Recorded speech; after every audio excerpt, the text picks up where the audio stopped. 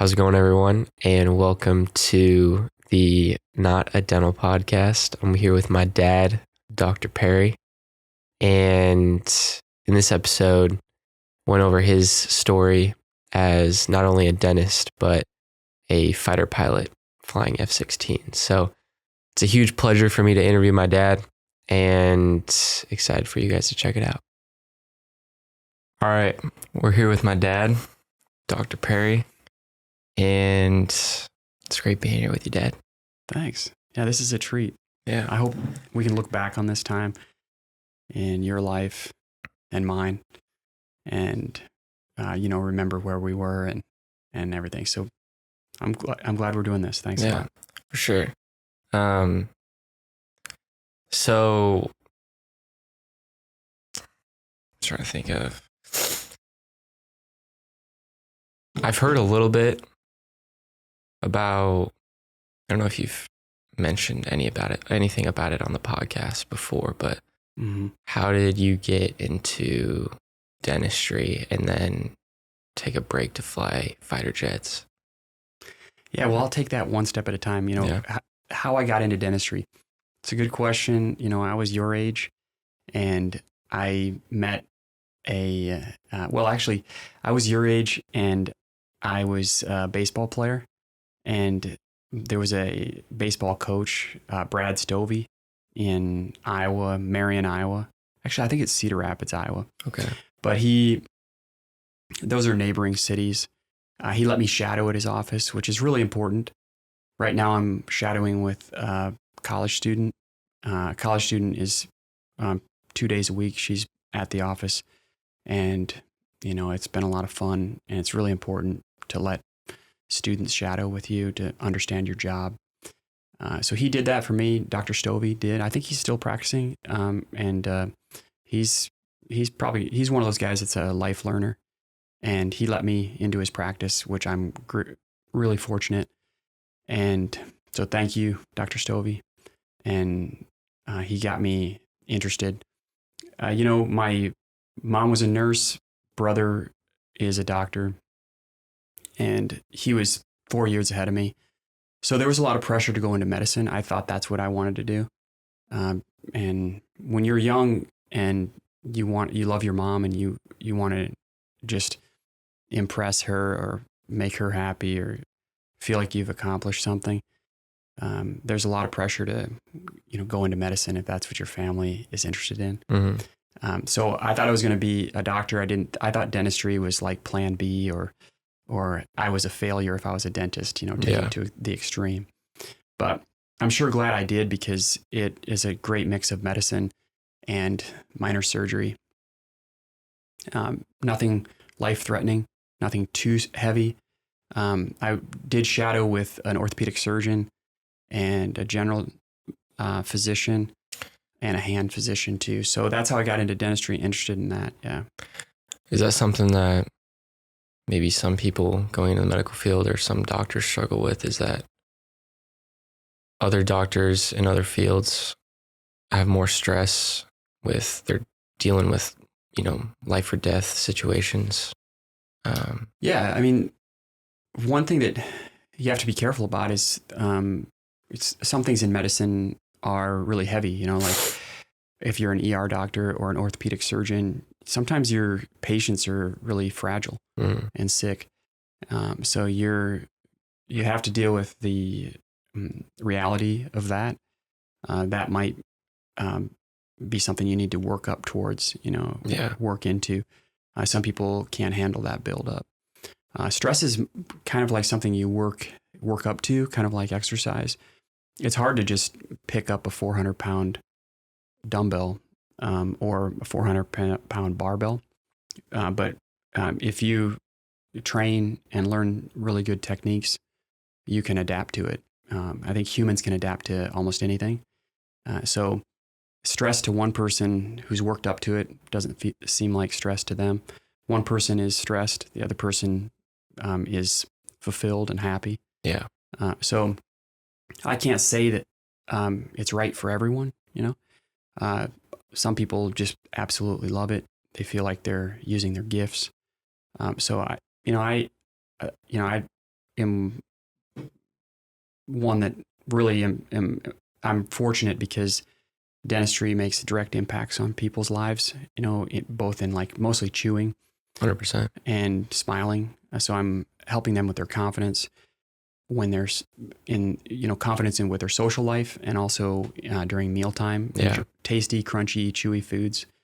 And you're able to give that to somebody, which is, similar to other, my brother is in ENT, ear, nose, and throat, and he's helping people breathe better. Shout out Uncle Chris. Shout out to Chris. Yeah. Breathe through your nose. That's also a gift. That's also something that's his gift to the world, Mm-hmm. And he knows that. And, so it's just, a different way to help. But yeah, that I got into dentistry as kind of like, wasn't sure about it. My parents aren't dentists. Don't have any dentists in the family. Dad was a technician, and fixed typewriters and copiers, Mm-hmm. and mom a nurse. So the combination of the two is, actually, if you think about it, it's a lot like dentistry.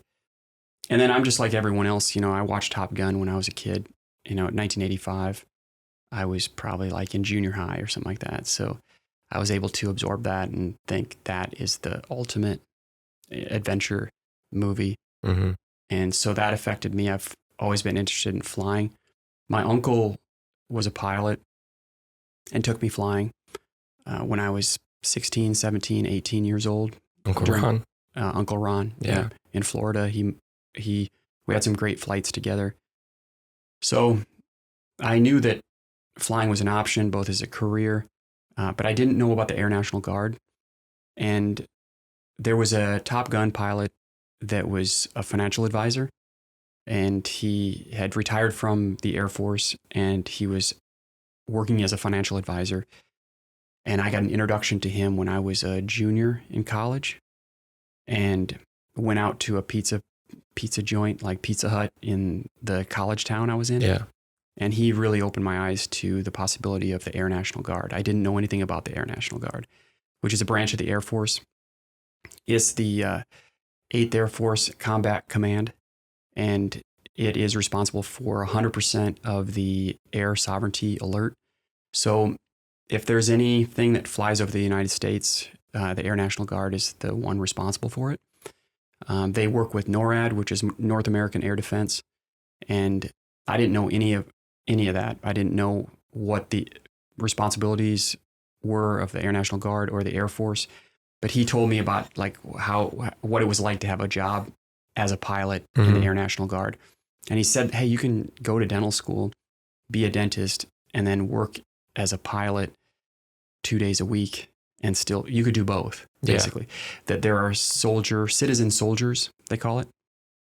So you could be a doctor, lawyer as your primary job, and then also be like a weekend warrior where you're a guardsman and a volunteer, or you get paid as a guardsman. Yeah. But until graduating dental school, that was always just a thought, right? Right. So I had remembered that conversation, and when I was in dental school, I thought I really wanted to go back to flying. And I'm not sure why. I think that I used to tell people that I wasn't satisfied in dentistry. I looked around in dental school, and all the students seemed to have their own plan, after dental school, to go back to their father's practice or something like that. For me, I thought that achievement as a dentist wasn't good enough, that I needed to, do something better or have a higher achievement. And what's bigger than a fighter pilot? That's to my mind, that was, a higher achievement than my brother. Mm-hmm. And I know that sounds crazy, but, and it does seem foolish now because I'm beyond that now. But at the time, I think that was really driving me. And, I was thinking a lot about my mom and my brother and competing. That was, dentistry didn't seem big enough. I needed to be a fighter pilot.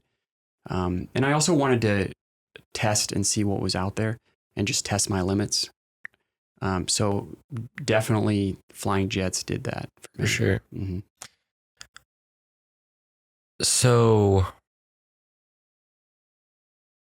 why you graduate dental school though? I'm just trying to get into like that decision.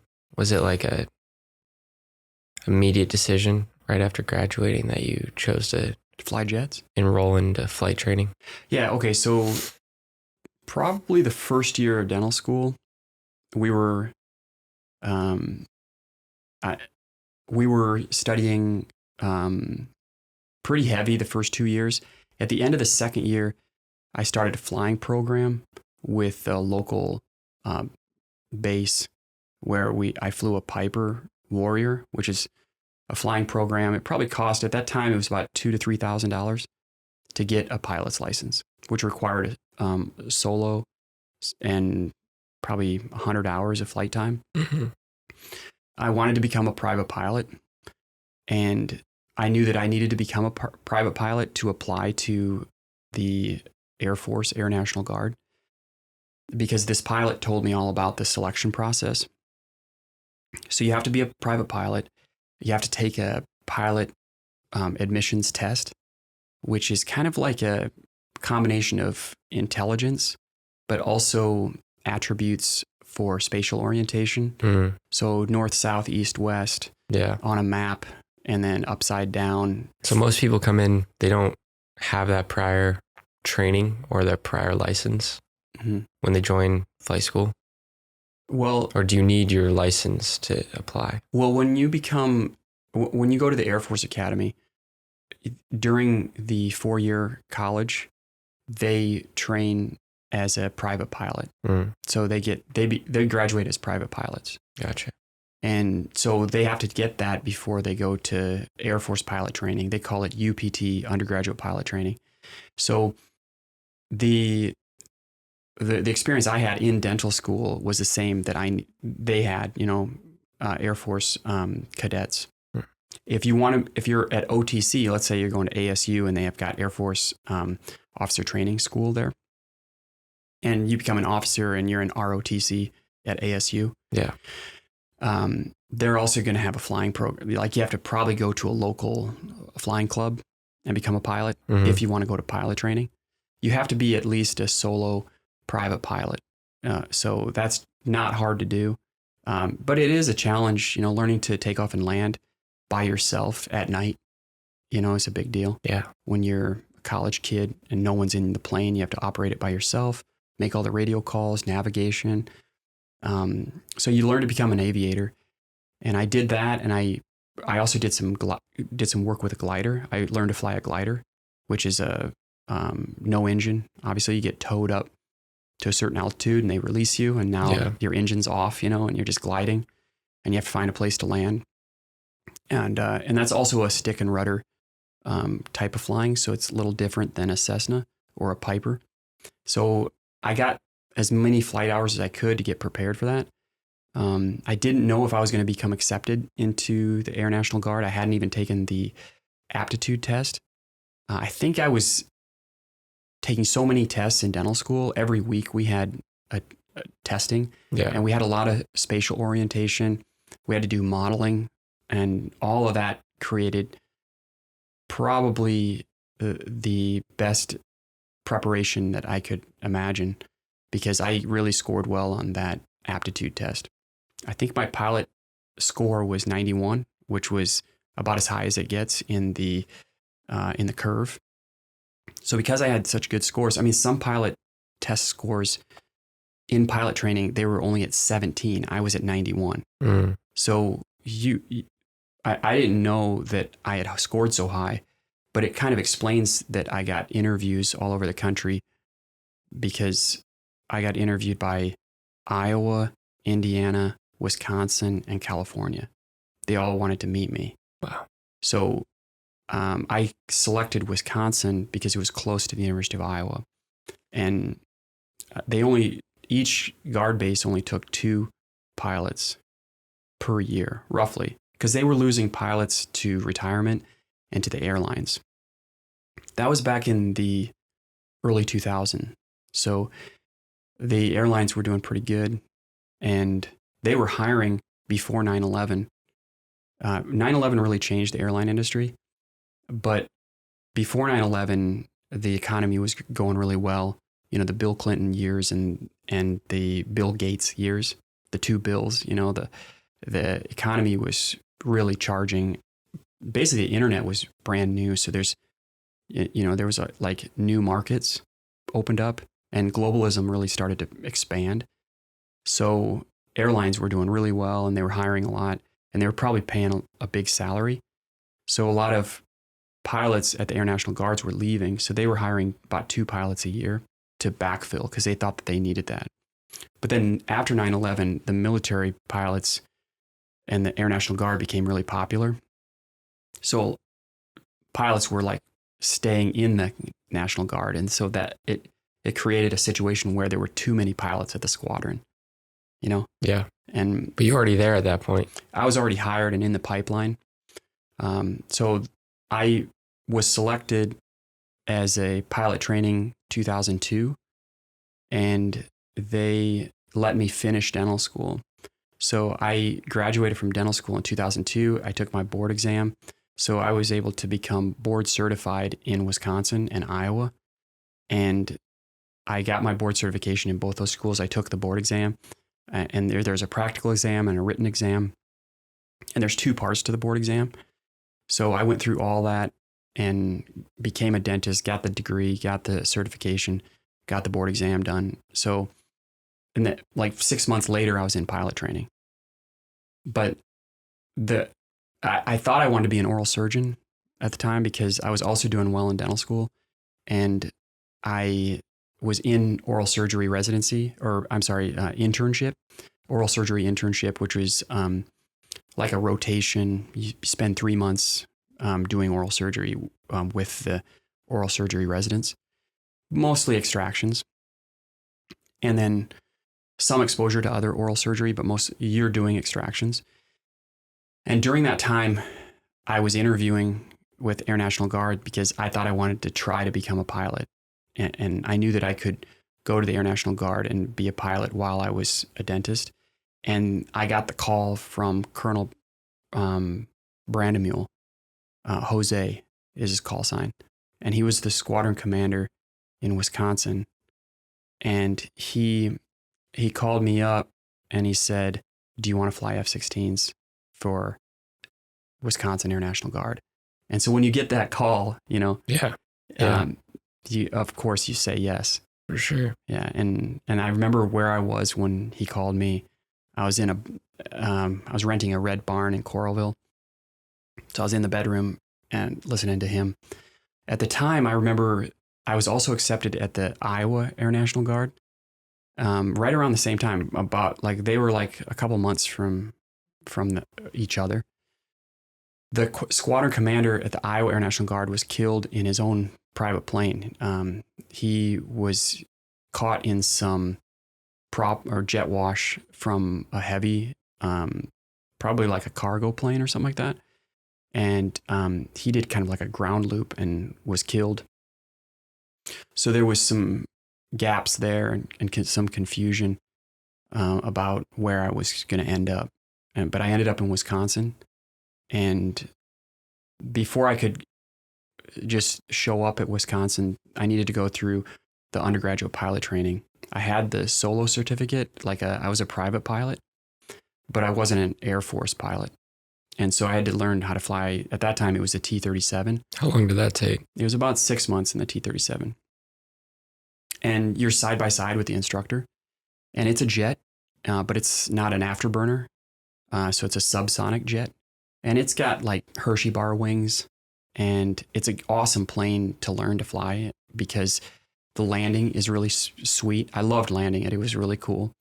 And they grade you landing. There's someone out in a shack. They're they're watching your landings. And they're giving you scores every time you're flying. And they're listening to you on the radio. And then you got an instructor next to you. And you're constantly under grade sheets. You're under a lot of scrutiny. But I had been through dental school, and so it wasn't too hard for me. And some of the best pilots that I flew with were, Air Force Academy hockey players. Yeah. They were usually athletes. And hockey players, for example, like there's a lot of chaos in a hockey game. Baseball players deal with a lot of that. You have to be steady under pressure. They always did the best because they've had to adapt to like a dynamic, chaotic environment. Not always the smartest people, the bookworms that had not experienced that type of environment, they didn't always do the best, even though they were really smart. So kind of, you don't want a total meathead either, because you need to be able to do quick math, and you need to kind of have an idea of timing. So it was a big challenge for me. My brain doesn't really work, probably doesn't really work as a pilot in like a gamer. I don't know if have you ever played one of those big video games, like where it's like 3 screens and the guy that like knows where. Have you ever played those shooter games where they're like, I don't know, it's like Call of Duty or something like that? Have you ever played with some guys that are like really good and they know where everyone is? Mm-hmm. Yeah, that's what it's like to be a fighter pilot. So what kind of mindset do successful F-16 pilots share, or even fighter pilots? The best thing I can say from layman's perspective, or, if you've had an experience of playing like Call of Duty or something like that, I think that, that is a big. Some other things that are important are chess, but like probably high speed chess. So you have to make decisions quickly, and you have to make the best decisions. So you have to gather information within a few seconds and make the call. So being decisive is important. So like sports like football and hockey are like that. I mean, high level soccer is probably like that too. Baseball. Baseball is pretty boring though. I mean, there's a lot of waiting and sitting. Football to me is the best preparation, I think. For example, like a NFL quarterback, you only have 20 seconds between plays, and then you're on the line. You probably have like 5 or 6 seconds to call an audible if you need to, and that's a lot of time in football. But you're basically hand signals, quick choreography, that kind of thing. So football is a great example of what it's like to be a fighter pilot, because it's changing, dynamic changes all the time. But yeah, I love the experience. It guided my life in so many ways. Were there moments that you remember or recall in the jet that are those high stress or stressful situations? Definitely. What do those look like? Well, I've been disoriented in the weather.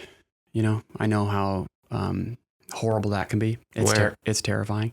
I mean, I've had situations where I've been disoriented in Texas. I mean, we did get weather, for the 3 days out of the year, but instrument flying is stressful. And what's that? Okay, so if you can imagine driving 65 miles an hour in your car and it's foggy and you can't see out the windows.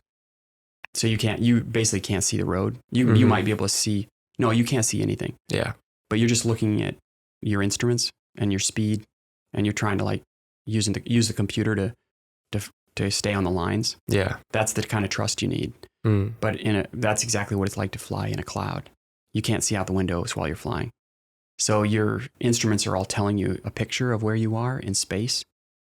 And when you're in that's rough. It's a tough day. Sometimes you're in a thunderstorm at night and you're trying to find a tanker, and you're tired. You've been flying for an hour and you're uncomfortable and you got to go to the bathroom. And what does that look like in a fighter jet? Well, I mean, there's a little to go to the bathroom, to go number one. Yeah. There's a little Ziploc bag, but it's shaped where you can, and inside it has like these kind of like kitty litter. Okay, yeah. Yeah. But softer. Like it looks like gel inside. Gotcha. So you can use that if you need to, and but just being uncomfortable and tired and having to perform despite all that is something I learned. That's when really, things get difficult. So that was a big challenge. Something that I don't recommend for everyone. And there's a few people that love that challenge, so, I overall, though, I had a blast. The most stressful I've ever been in a plane is definitely spatial disorientation. It's a real problem. It's something that I take really seriously. And what about when yeah, you mentioned that you can be upside down and not know it or be pulling? Yeah, so usually your eyes are giving you visual cues of where the horizon is, and those are all gone. So if you can't see the horizon visually up and down, you're kind of using gravity, like the seat of your pants, and feeling the pressure of the weight of your body. So that's like level 2, or that's like your plan B. Your body's plan B is like how your body feels against the seat. And that can really, that's a bad way to know up from down. So if you look at your instruments, your seat might feel like you're straight up and down. But then if you look at your attitude indicator, which is, it uses a gyroscope to orient itself according to sky and ground, up and down. Yeah. And it might be sideways or inverted. So if you're pulling constantly, if the plane is pulling, you might be upside down and experiencing 1G as you're inverted. Mm-hmm. And that just requires a steady pull. Like if you're doing a loop, you can be in 1G the whole time. And especially on high performance planes, jets, for example, or fighter planes, or training aircraft, or pretty high performance, it's way easier to get spatially or disoriented. But in like a Cessna, that's not as hard to do. That you can still wrap a Cessna into like a 60-degree bank turn, and you can experience some high G, but only like 2 or 3 at the most. It's only when you get into higher performance that you experience that to a greater degree. And so there's situations like that. Also, when you're close to the ground, when you're landing, I'd say landing an airplane is on a daily basis one of the most difficult. Talk about the landing in Arizona. Oh, yeah. Yeah, I think you were 2 weeks old or something like that. I mean, I think you were born like 3 weeks before that. No, maybe 4 weeks. But you were an infant, and I was flying a support mission. It was training, and I was supporting a 4-ship, and I took off, and about 15 to 20 minutes into the flight, received a warning of a hydraulic failure. Really? Yeah, and there's 2 hydraulic systems in the F-16. The A system and the B system, they're 2 separate systems, 2 separate pressures. The A system isn't a big deal, but the B system is a big deal because it controls your landing gear. So there's backups for when that system fails. Your landing gear is pretty heavy. It's held up under the belly of the airplane with some hooks, and it takes a lot of air pressure to pop those hooks open. And there's a backup system that uses an air bottle. It's kind of like a fire extinguisher. And the fire extinguisher is kind of in the front of the airplane. And when you pull the alternate gear released, it's going to use that air pressure to pop those hooks. Mm. So what was determined was that the air bottle was full. We check it before every plane flight. During pre-flight, we check that. But the air bottle released, but the pressure didn't get all the way down to the hooks. It leaked through the pipe because they discovered a loose bolt. Wow. So they determined that it was a torque problem. During the last inspection, the plane is taken apart to inspect, and that bolt was not torqued. So it kind of like a motorcycle vibration, like bolts kind of come loose. Yeah. So during taxi and takeoff and, ground operations, there's probably a lot of pressure on that landing gear, and it loosened the bolt. So the bolt was loose. Nobody noticed it. I didn't notice it. It's not very easy to notice because it's kind of up higher, and Just a one bolt. Yep. I just checked the green arrow that the pressure was good. I didn't check all the bolts. They added a torque specification after that safety investigation, and it became a Class C mishap during that, because Class A mishap is total loss of the airplane or the loss of pilot's life. And Class B, at the time, Class B was over $100,000 of damage, and this was under $100,000 of damage.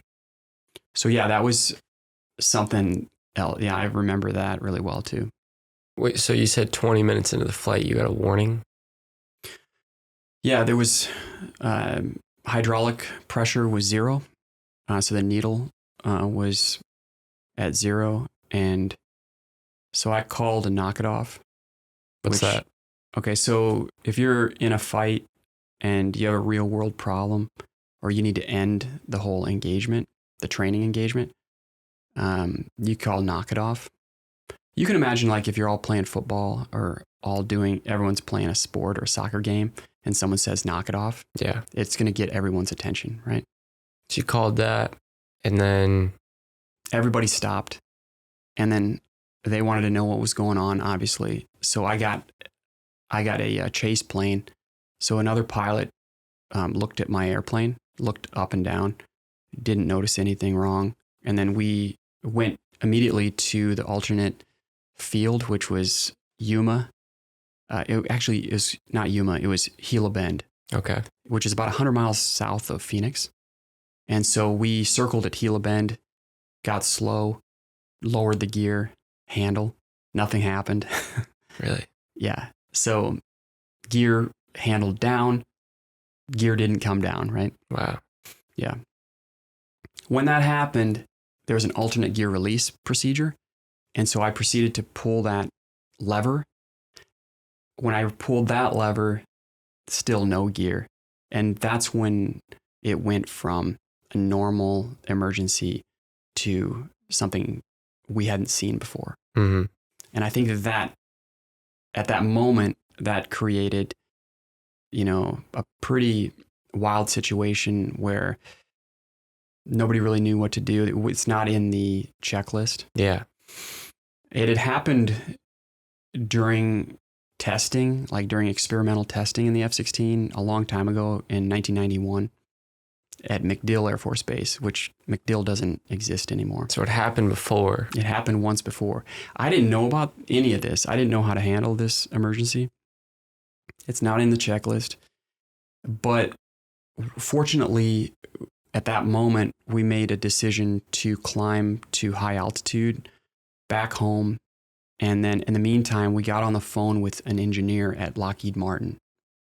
So the Lockheed Martin engineer, who at the time had a beeper out to eat, and he got a call that there was a pilot in trouble and airborne. They always have an engineer on call. Mm. And so he got on the phone with us, and they were able to conference him into our headset while I was flying. Really? Okay. Yeah. So we were in a holding pattern above Luke Air Force Base in Phoenix at probably 35 to 40,000 feet. We were up really high so that we could preserve gas. So I was trying to stay airborne as long as I could because we needed to come up with a game plan. So now time was against us, and I was trying to figure out a plan with this engineer. And this guy gave me a lot of confidence. I don't know his name. I never asked. Yeah. I'd love to say thank you. He did a lot to save my life that day. Yeah. And he talked me through it. I remember he said to me that someone had landed with my configuration, which is a centerline fuel tank. It looks like a kayak under the plane. It's about a 2,000 pound tube. It looks like a bomb. People think it's a bomb, but it's just a gas container. And it's made out of aluminum, and it has baffles inside. So there's different chambers, and water or fuel can flow between. Was that the immediate thought though? Was if you have to land it on that, it's going to blow up? Like, Yeah, of course. Yeah.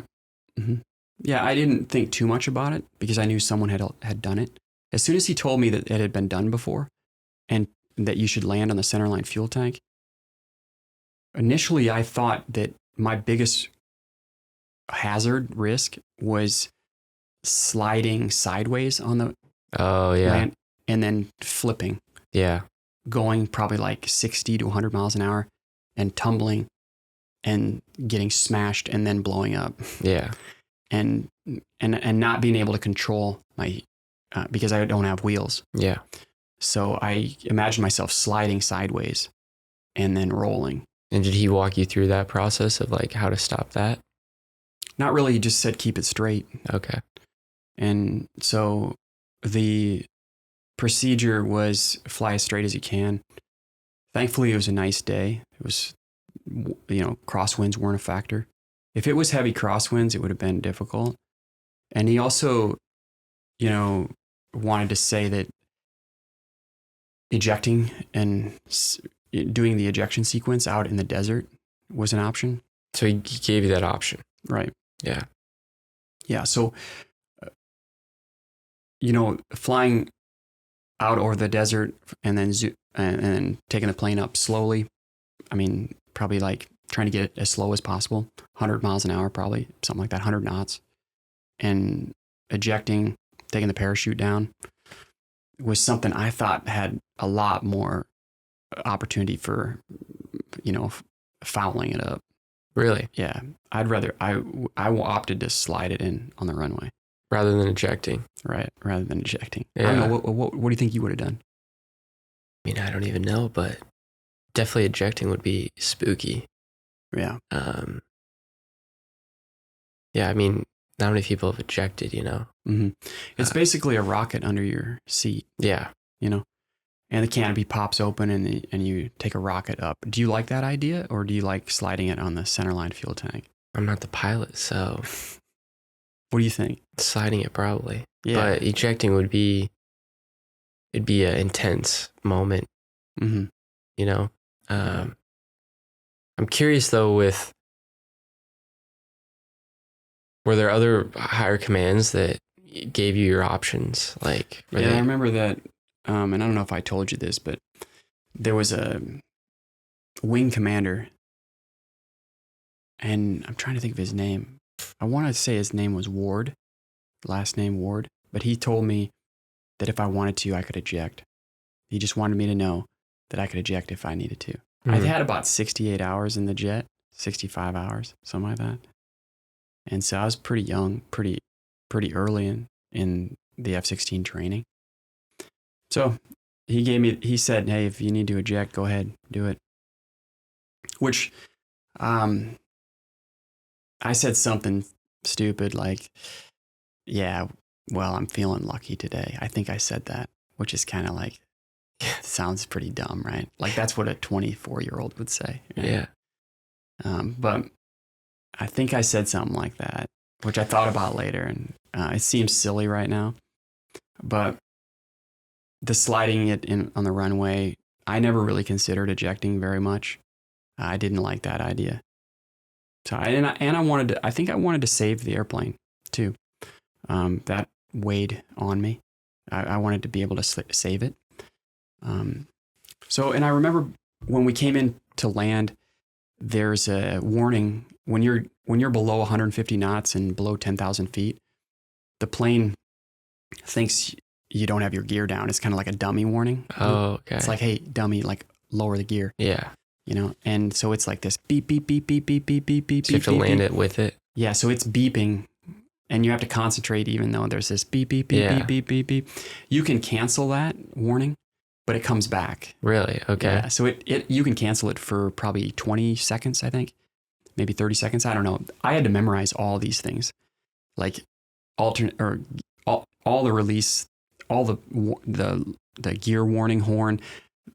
You can cancel it. It comes back in 20 seconds. All that stuff was memorized. Yeah. Because there's a book that's an inch thick about the F-16 and how it was programmed, everything about it.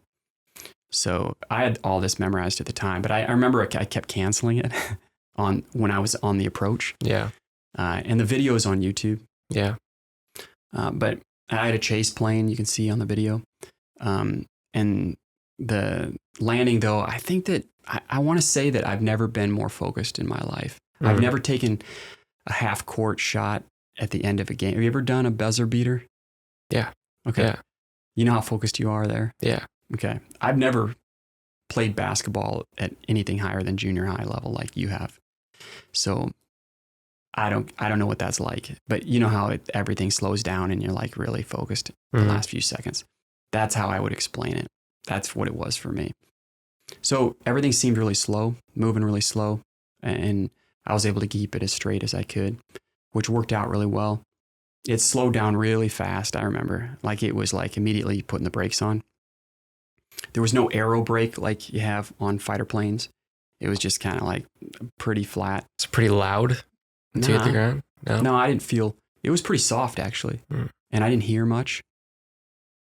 It was a lot like the gear was down. You know, it was maybe a little bit lower, but I remember just like slowing down quick.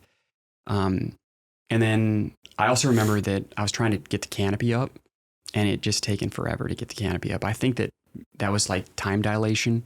I was experiencing time dilation in a stressful moment where, you know, 5 seconds feels like 20 seconds. Yeah. I think it takes 8 seconds to depressurize the canopy and raise the canopy once you release the switch. Well, why you were just trying to get out of the jet before like it blew up or something? Yeah, I mean, I'm thinking that it's going to catch fire. Yeah. I'm not thinking explosion. I'm just thinking there's basically a fire underneath me from the gas. Yeah. The gas tank that I'm just sliding. There's lots of sparks. There's a fire truck that's standing there. So I better get out of this plane. Yeah. Pretty quick, right? Yeah. So I'm thinking the soonest the next thing I need to do after it comes to a stop is like get out of the plane. So I'm pretty sure like right when that thing stopped, I was trying to raise the canopy and it was taking way too long for the canopy. So I thought maybe the stress from the landing had like bent the canopy rails. So there was something wrong with the canopy. So I was starting to think that like, oh boy, there's something wrong with this canopy. But it was just taking its time. It was taking its 8 seconds. What's the protocol if the canopy won't go up? I'm not sure. They're probably going to have to break it. Yeah. You know, the firefighters are probably going to have to break it and help me out. But it's made of Nalgene. You know, the Nalgene bottles? No. Like, you know, those clear drinking bottles from REI where the camping bottles that are like clear and you can drink out of them. That's called Nalgene, but it's probably like a 1/2 inch thick. Okay. You know, it's like acrylic or. Yeah. I don't know what an Nalgene is, but it's not glass and it can absorb like bird strikes and stuff like that. But that canopy's made out of Nalgene. And so I'm pretty sure it's not easy to get that open. I'm not sure how they would get it open. But thankfully, I think that they engineered it really well, that it's like not a problem. Like it's easy to get it open, you know?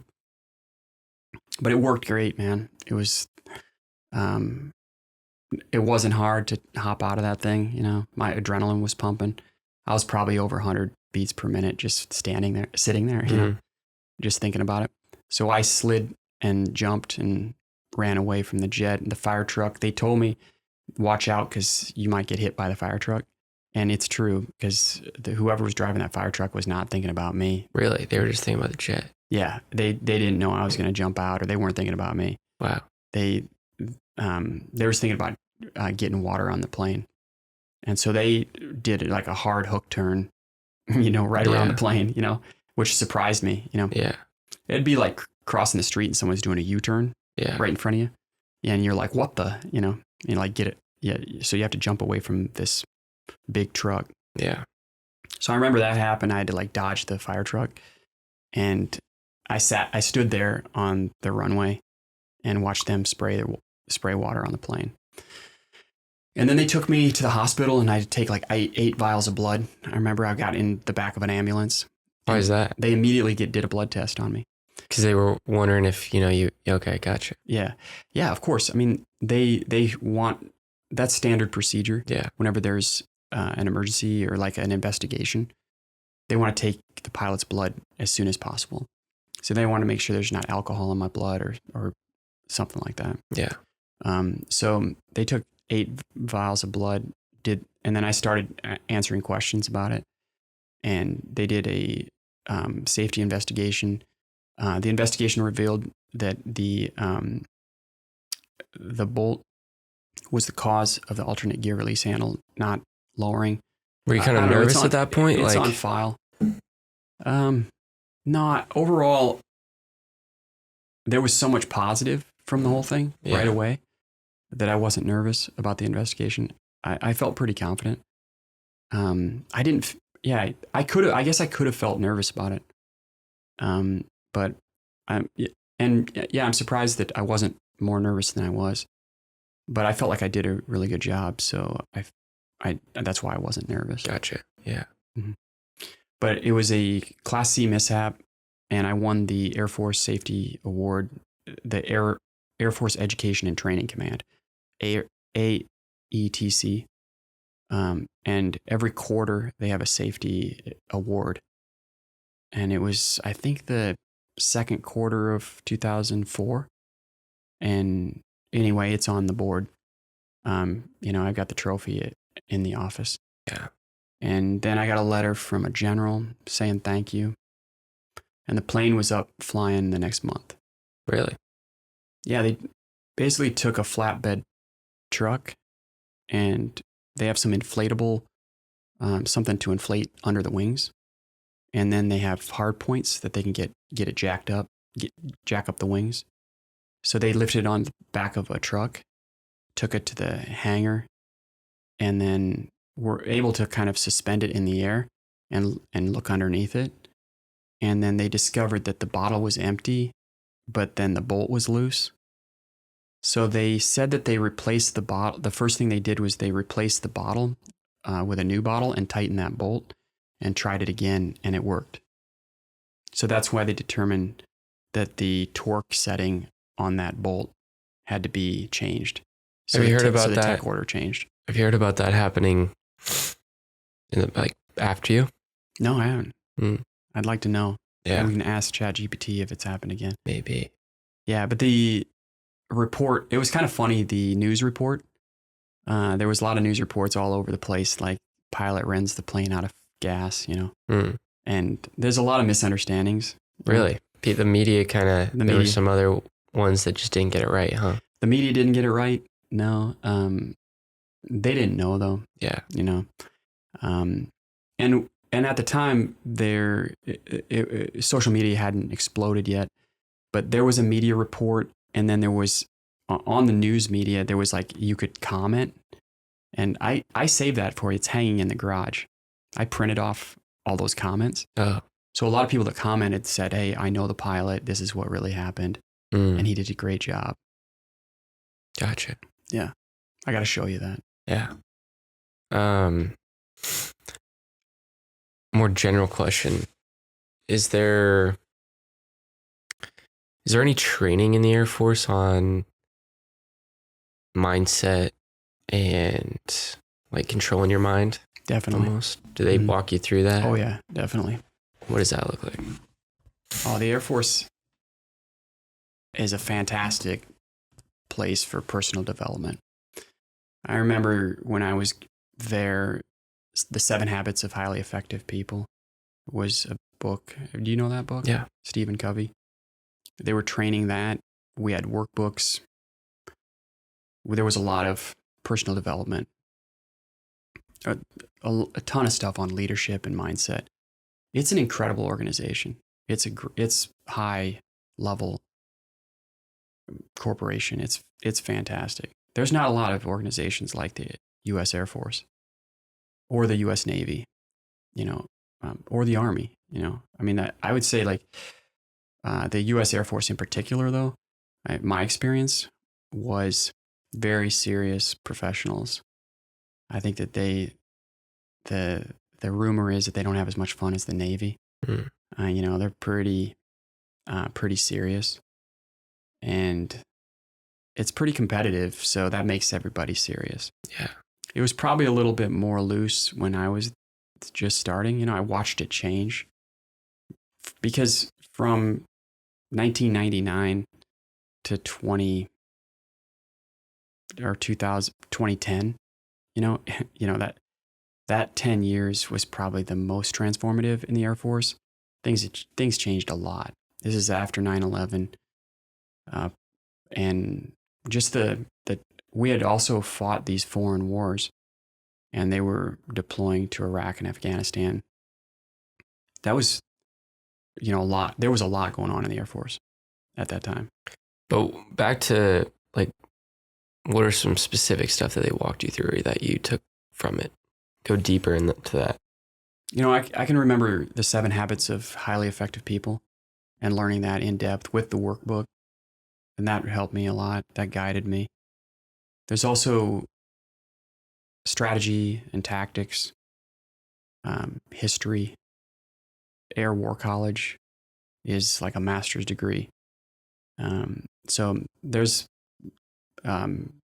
command training, leadership training that goes with it at every level of officer training. And yeah, and the professionals in the Air Force and specifically the Air National Guard were excellent people, really smart, really serious, took their job seriously, took safety seriously. And they were some of the most impressive people I've ever worked with. And that includes all the dentists that I admire and respect. But I really admire Jose Brandemule. I still love Kevin Kay, who was kind of like an older brother to me. And there's, countless pilots that I flew with that were people that guided my life. Yeah. And then how did that skill set or flying jets transfer to dentistry? I don't think that they directly transferred because flying jets is so big picture, but they definitely indirectly transferred. I mentioned when you're at night in a thunderstorm, you're uncomfortable, you've been in the same seat for an hour and you've got to go to the bathroom and you've got to refuel because you're low on gas and you have to get home. So there's moments in dentistry where, you're hungry and tired and you haven't had lunch, but the patient needs you to finish this procedure. They really need you right then. And so it taught me to stick it out in service more than anything else, I think, and to not complain. And that's hard to really teach, it's hard to explain, I don't think you can learn that in school and college. Yeah. So it taught me that. And then it also taught me leadership. When I'm not doing dentistry, how am I taking care of my small business? As a small business leader, entrepreneur, I think that people look to you for leadership, and I'm the one that sets the tone. So the Air Force taught me to be a better leader, which is a really broad statement. But I got leadership training from the Air Force that I don't know if I would have had that level of training if I had just gone directly into private practice, become an associate dentist. I wouldn't have that kind of training. So I'm not sure the success I would have had in dentistry without it. Gotcha.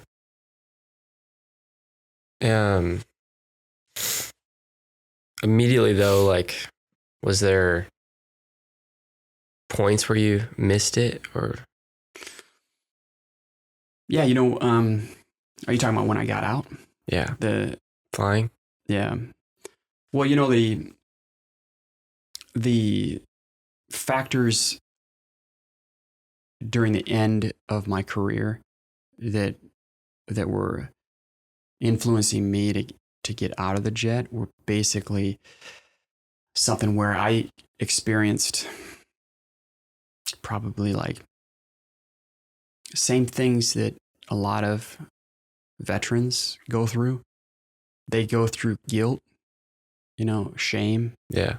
because they aren't part of the team anymore. And so they feel guilty for not being part of the team. And I got to feel what that was like. Not maybe to the same level as a combat veteran, but I definitely felt it, you know. So I felt guilt and shame of not being part of the team for a while. And that lasted for about a year and a half, maybe 2 years. It slowly got better. But that was rough, I think, when I felt like I was letting everybody down by not being there, Yeah. And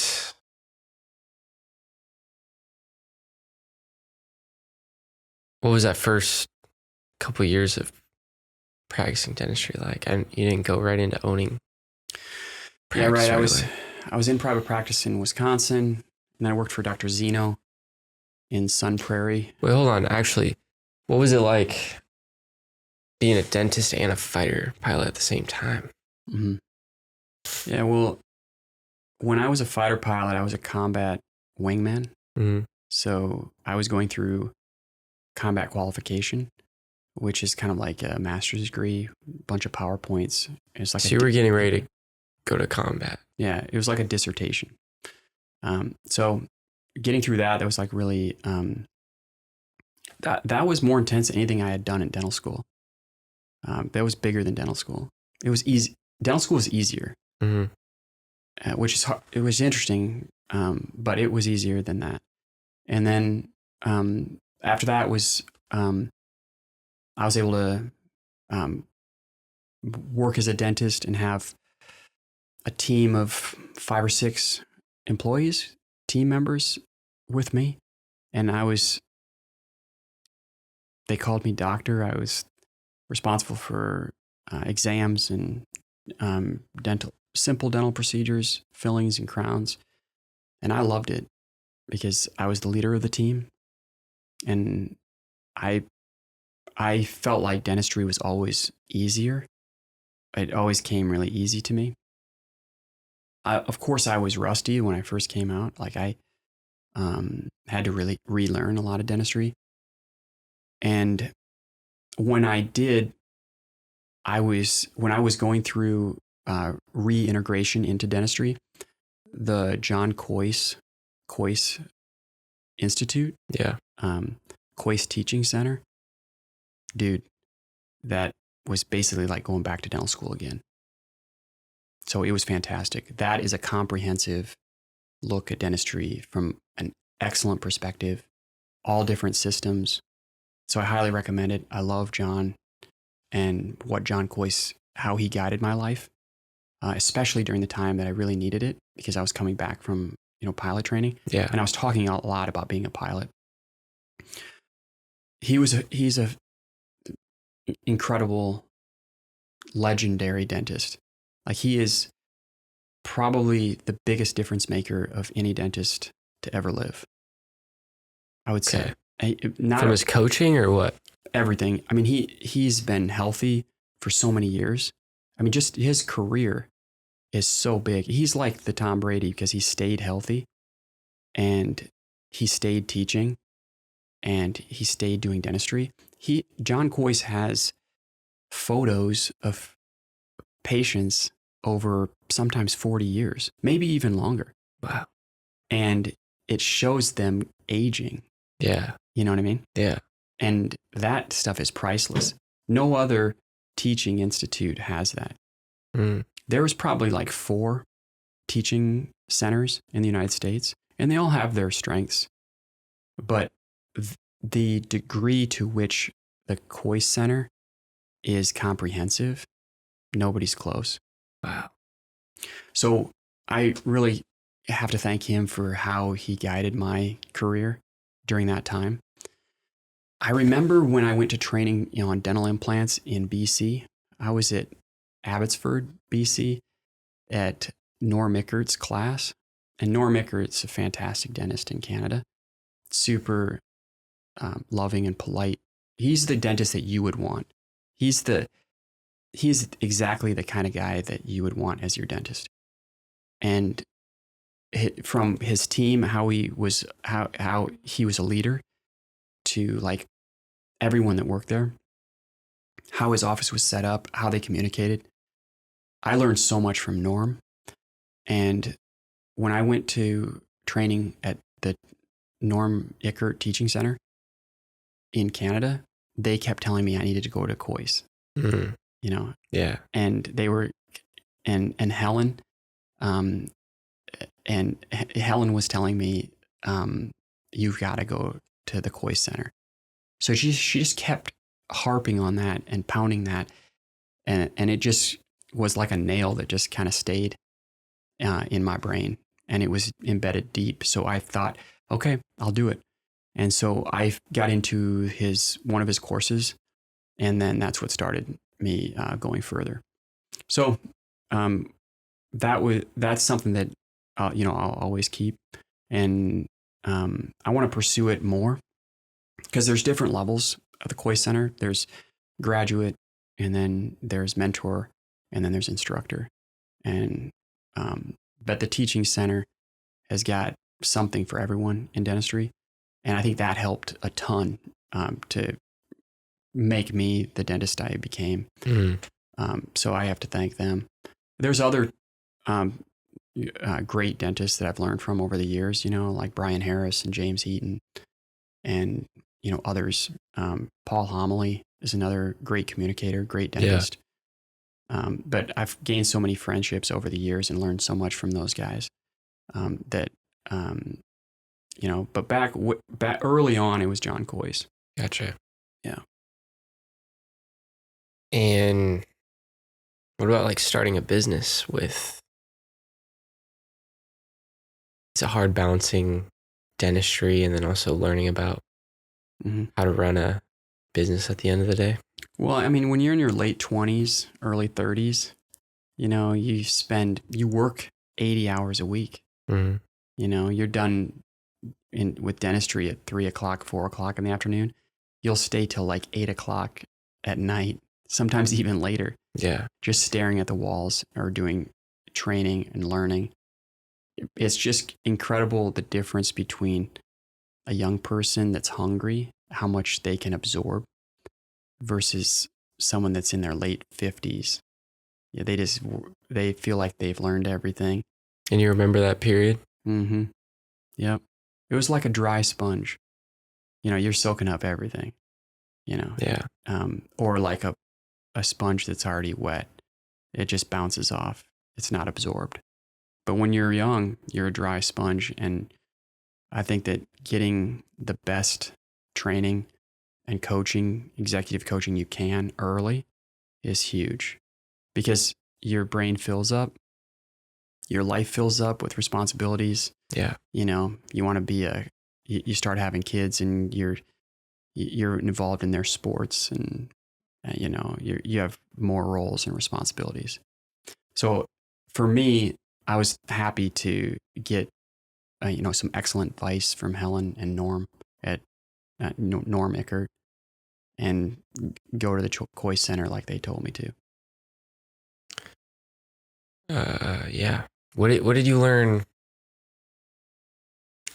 What was it like, I guess, buying the practice and then, hiring employees or scaling that? Was that a little, I guess, intimidating or overwhelming?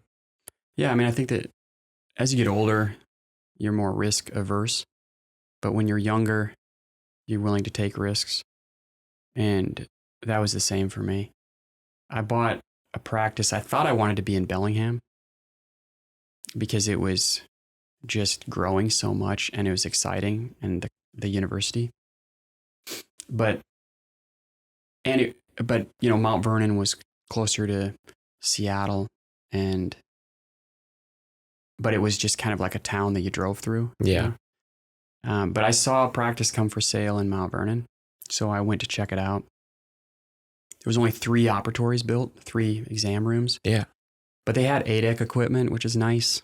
And it was fairly new. I just really liked the commercial building and the landscaping.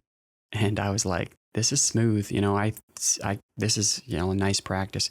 The practices for sale in Bellingham were kind of dusty and old, and they had like 7-foot ceilings. Yeah. And I thought, I don't want to spend $700,000 for this. But in Mount Vernon, the practice was in a nice location and nice equipment. And so I pursued it, bought it, and then just poured myself into it, hours and hours of improving it. Everything from like painting the walls. I did so much of that myself. I wouldn't think about that. Yeah. Just changing the artwork, buying equipment. I loved everything. I loved the first experiences with my accountant, Brian Bray. I had a great relationship with him. He taught me so much about business, about investing in equipment, and growing the practice from 3 rooms to we've got 10 rooms now. Yeah. We don't use all of them. Kind of use it for this and use it for 3D printing now, or like photography. But we operate out of probably 8 rooms. So I love it. I love the expansion that we did little by little over the years. It was always something that was a challenge and kept me occupied.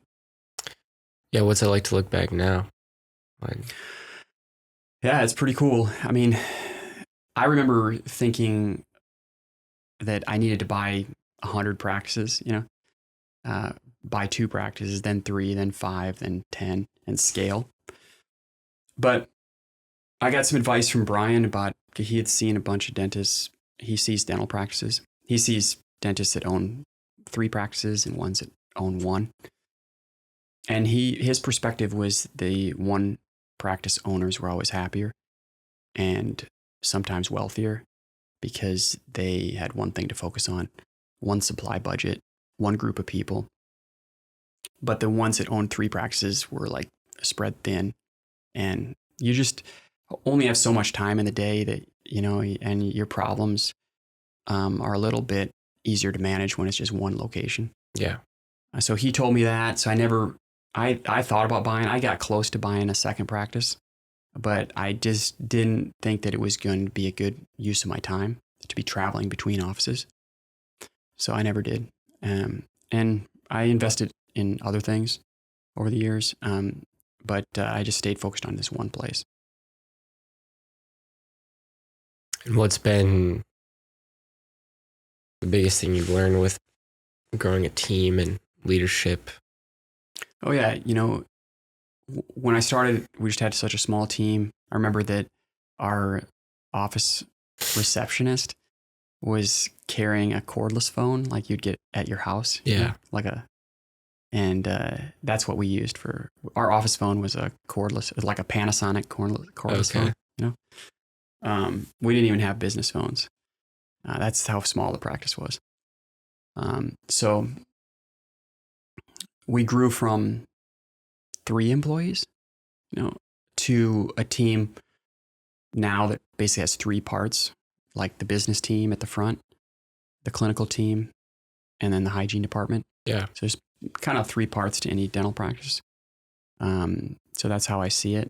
And the way we structure it is we have a whiteboard, which is, what a whiteboard is, right? Yeah.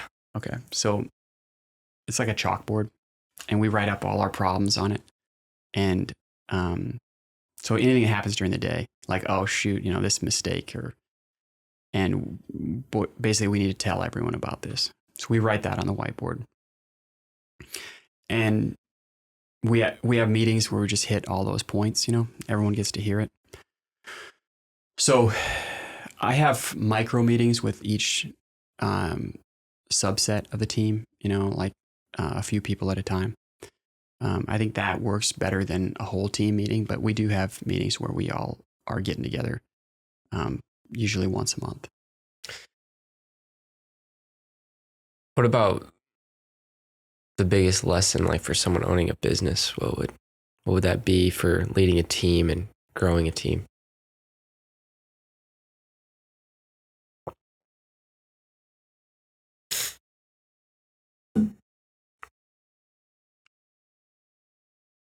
I would say something I've heard, that you need to be fearless. That would be the biggest lesson, or How probably so? the biggest picture.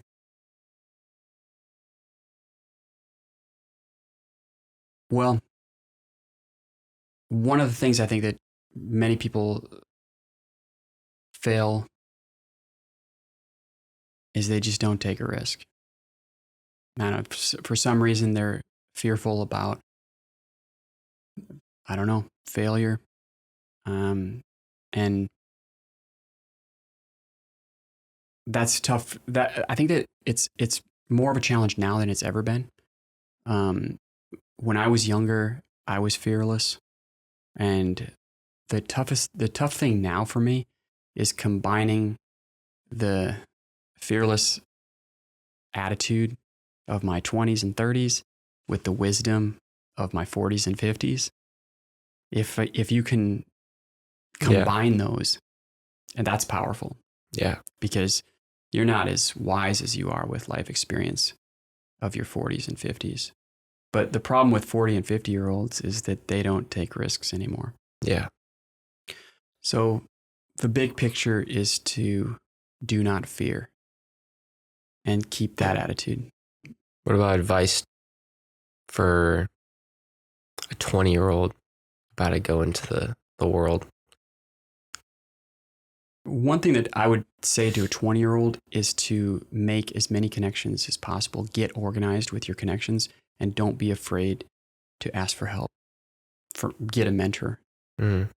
I've had mentors over the years where I wasn't afraid to call them up, ask for help, and just learn, just hang out, maybe play golf and talk.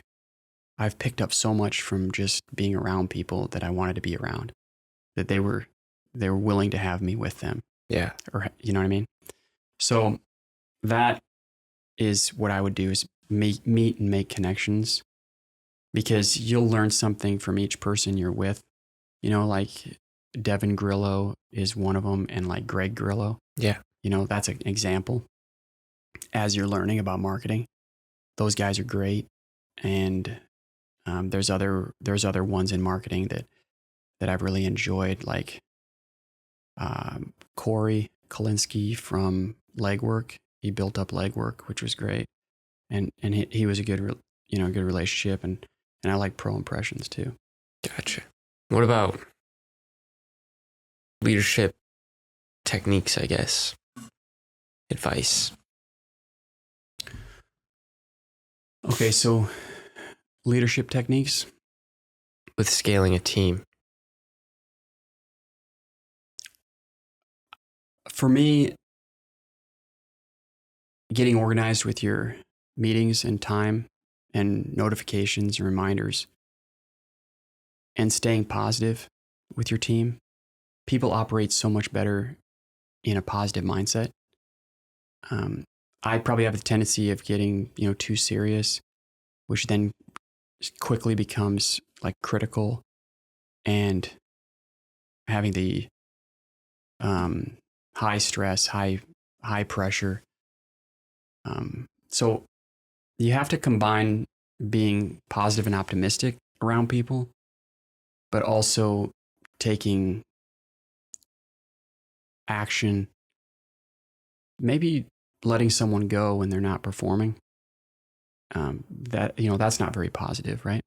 What is a that? difficult thing. Yeah, what leads to that? A performance issue? Is that just like not putting in the time to?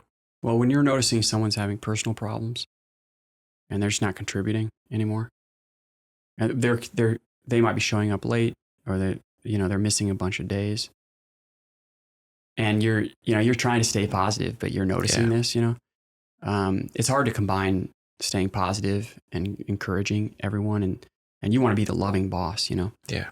but also doing what's necessary to keep the business at a high standard. Yeah. Is tough, because a lot of dentists are afraid. Like I said, they're operating out of fear. Mm-hmm. They don't want to make changes in the office that they probably need to make. Yeah. So that's another spectrum, or basic balance. But making sure that everyone is operating at their highest values. So if you're a business manager, that they're feeling like they're doing a great job, and they're right where they should be. They're using their gifts and talents. Yeah. And if they're not, then move them to a role where they are, or another job where they're going to be better at it. Yeah. And they're going to feel better. They're going to feel like, hey, I can manage this, and yeah, that might be better for them. In the Air Force or in the military, they call it relieved, relieved from duty. And that makes a lot of sense. In business as well. It might be a relief for someone. Yeah. If you need to let them go. And that seems like a negative thing at the time, but in retrospect, you'll know that it's the right move for their health.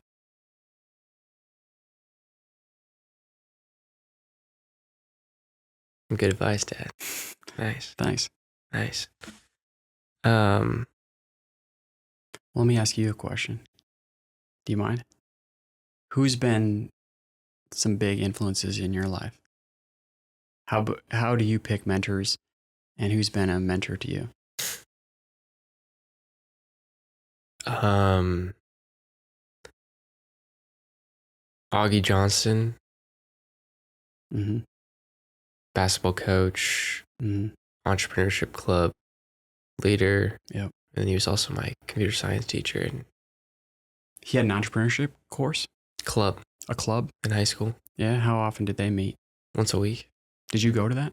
I was in the club. Nice. That's great. What did he do?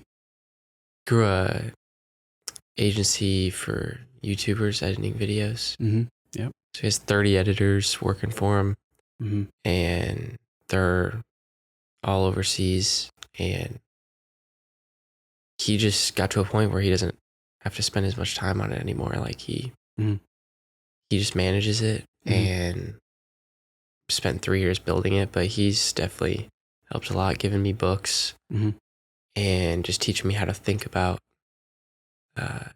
growing a business and all that. Nice. But yeah, I don't. There's a lot of guys older than me that are random connections, but I've always just taken a little bit from them. But it's cool,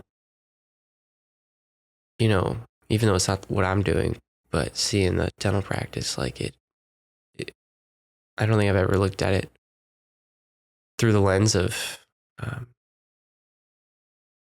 business, I guess.